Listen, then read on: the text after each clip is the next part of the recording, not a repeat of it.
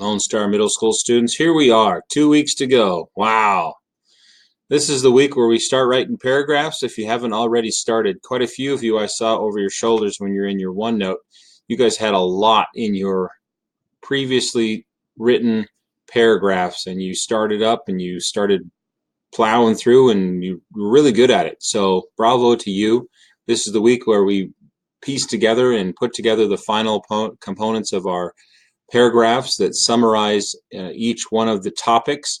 So the topic for this example here, burning fossil fuels, that would be your introductory sentence, and then you would go on. These 5 sentences here are your body of your paragraph, and then you would have a conclusion sentence wrapping up the information that you presented on why or why not burning fossil fuels is good for the weather/climate.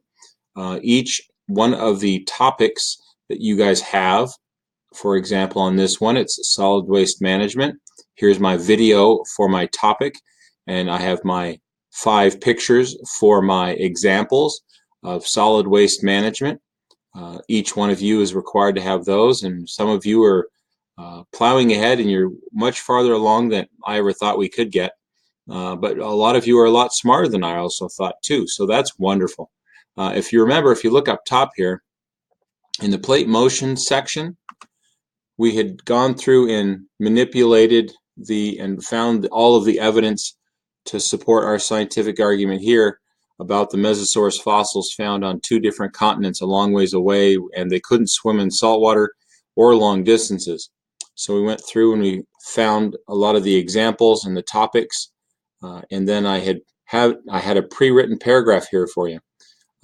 What I encourage you to do is to use this pre-written paragraph as an example to help you create your own pre-written paragraph for each one of your topics.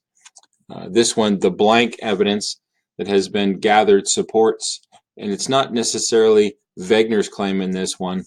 Right here, you would need to put in your claim about the situation with the weather and the climate around the planet, the impact that humans have, positive or negative, and perhaps there's a middle ground. So we use this paragraph here as our guide as to how to write our paragraphs in our weather section. So here's my weather section. A lot of you have gone down the path of using the graphic organizer, which is totally fine.